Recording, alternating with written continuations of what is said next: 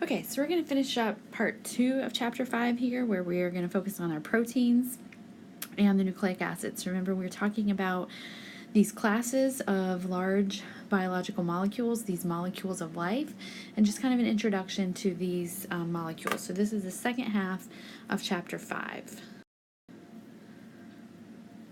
Okay, so let's talk a little bit about proteins. Proteins are our third class. Remember, in part 1 of chapter 5, we talked about the carbohydrates and the lipids. So now we're moving on to proteins. Proteins have lots of different functions within the cell. They are probably the most diverse class of biomolecules, meaning that they have the widest range of functions. So proteins can function as enzymes, hormones, our antibodies that work as our defense against bacterial and viral infections. They also play structural roles, so they are present in the cell membranes. We see them in cartilage, we see them in hairs and feathers. Proteins have lots of different functions within the cell. And in fact, enzymes are so important that we're going to spend an entire chapter later on just talking about enzymes and how they function. The building blocks of proteins, remember, are amino acids. So this is a class of molecules that your cells either make or you get through your diet, and these are the building blocks that your cells use to build proteins. There are 20 different naturally occurring amino acids, and again, about half of them your cells make, and about the other half you get them through your diet. And there are, as we said, lots of different proteins in your cells with lots of different functions. But proteins as a class of molecules differ from each other in 4 basic ways. So we're going to talk about the 4 basic ways that one protein can differ from another protein. Before we do that, though, I want to talk a little bit more about the amino acids. So this is that structure. This is showing you the structure of that building block that we use to make proteins. So a couple of things. Proteins always have a central carbon atom. So every amino acid has a central carbon atom. So all of these amino acids have a very similar structure, and so we'll talk about that general structure. This central carbon atom is called the alpha carbon. So that's the Greek symbol for alpha. So we call that central carbon the alpha carbon. The other thing that every amino acid has is this amino group. So an NH3 group, and remember back from chapter 2 where we looked at all the functional groups, this was one of those functional groups that we said was important in joining one amino acid to another to make a protein. The other functional group that's important in doing that is the carboxyl group. So remember, we also talked about this one in that little chart from chapter 2, and this one is also important in forming the bonds between amino acids to form a protein. The other thing that every amino acid has is a simple little hydrogen atom down there. So that's just consistent. We see that across every amino acid. And then the thing that makes one amino acid different from another amino acid is actually the R group. We call it the R group. So this is what's special or different from one amino acid to another. So this varies for each amino acid. We call it R as just sort of a generic term, meaning that it's going to be different for every amino acid. You are not responsible for knowing the names of the amino acids or the structures of the amino acids. Just know that there are 20 different ones. When you get to biochemistry, junior year, you will have to know these structures. All right, so let's talk about the way that proteins differ from each other. So there are 4 kind of hierarchical structures that we look at in a protein.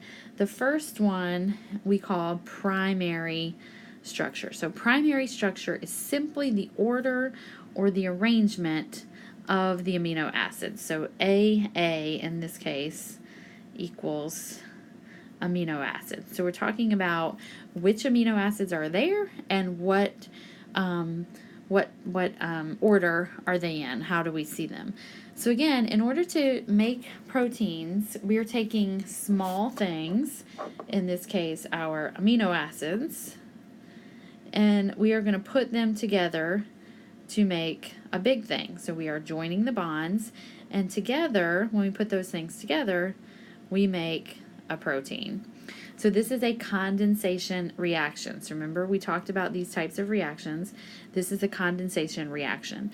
The way it works is we join the carboxyl group of one amino acid to the amino group of the next amino acid. And again, in that process, we lose water, just like we saw with the generic condensation reactions. Water is a byproduct.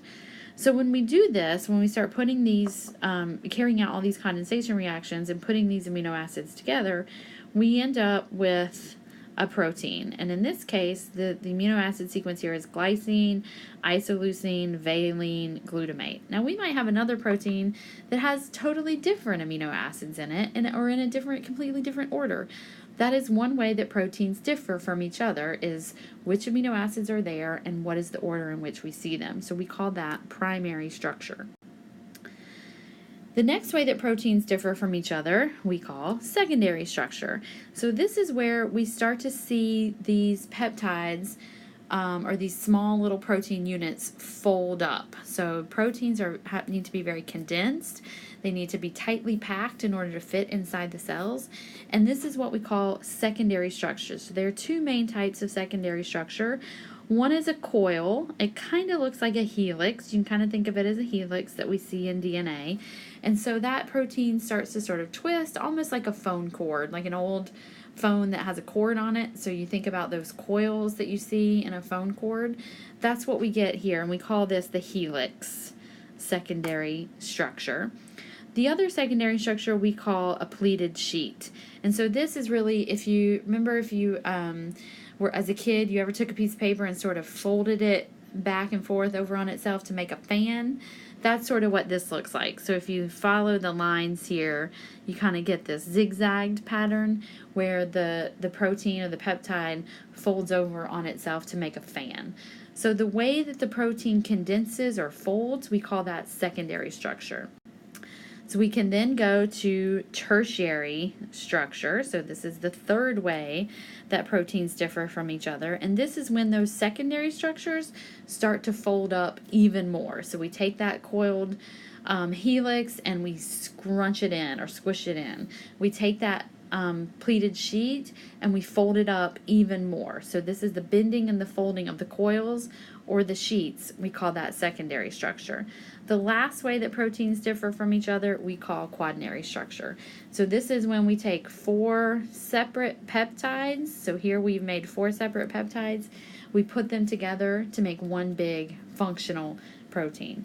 Many proteins do not get their function until they reach quaternary structure.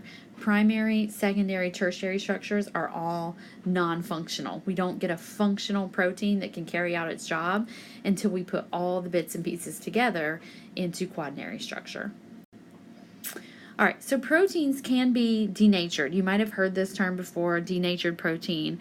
And what that means is it refers to when a protein has lost its shape, which is required for its function. So remember, we just talked about that many proteins don't get their function until quaternary structure.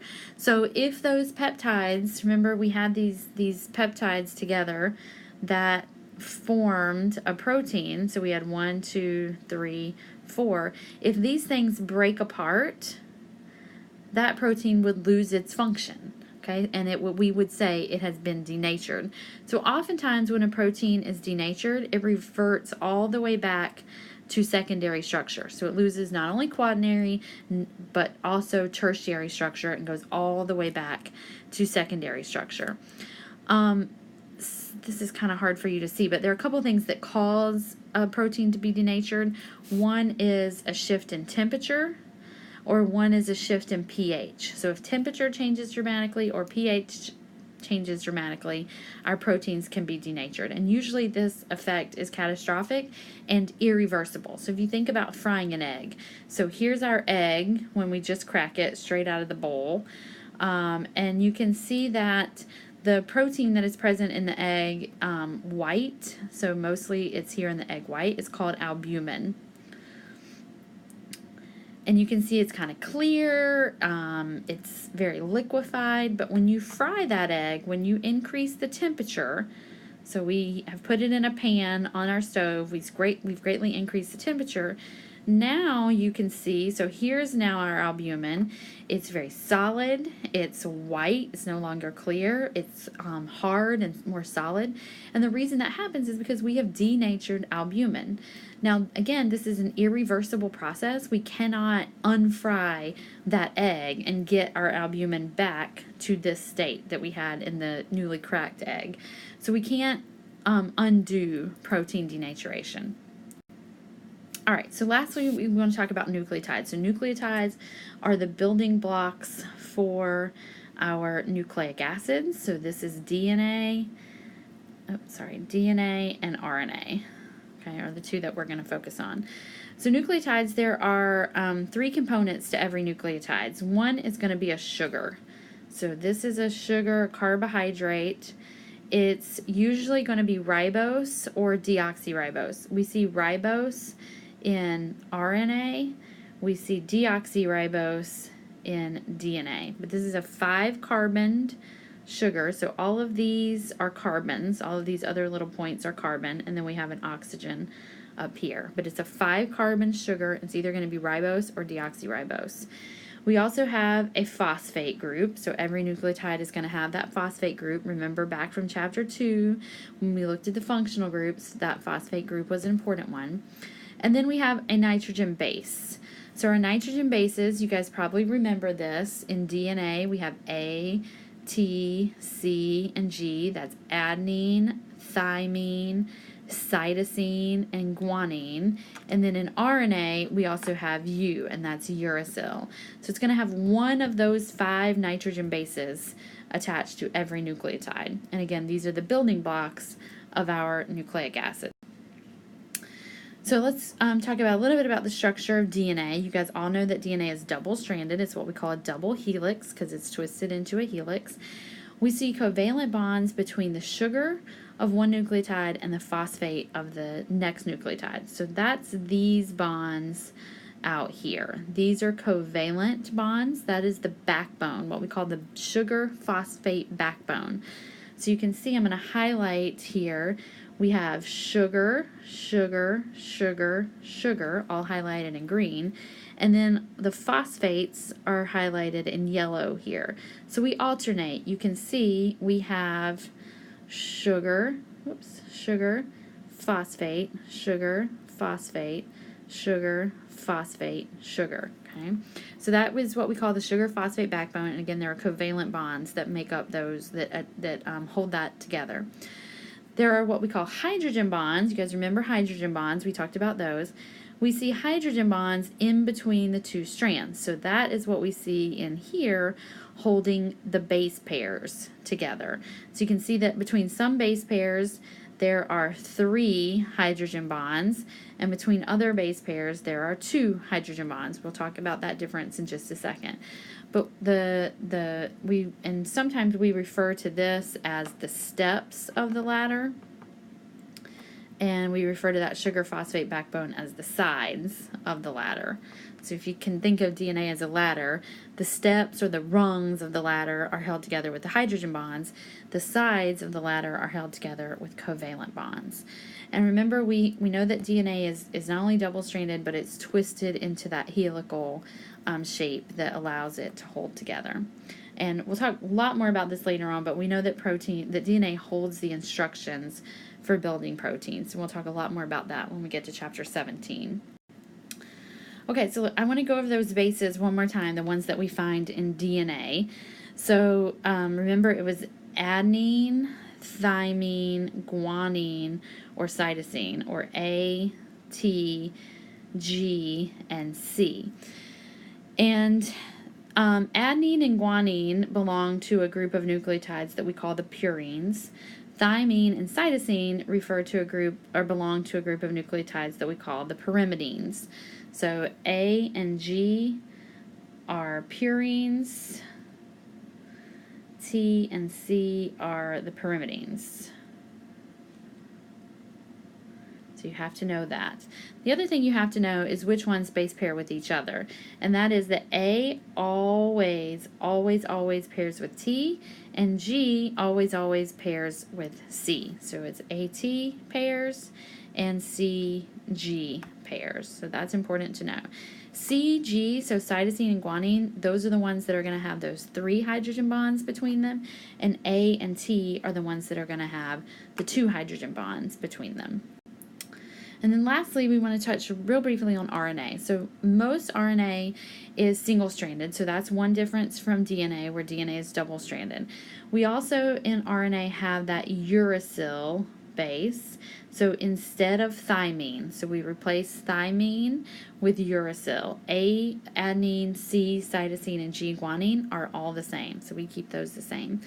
RNA is also a very important player in the process of building proteins, and again, we'll talk more about that when we get to chapter 17. So that is the end of chapter 5. That's what you're responsible for knowing, so I'll see you in class.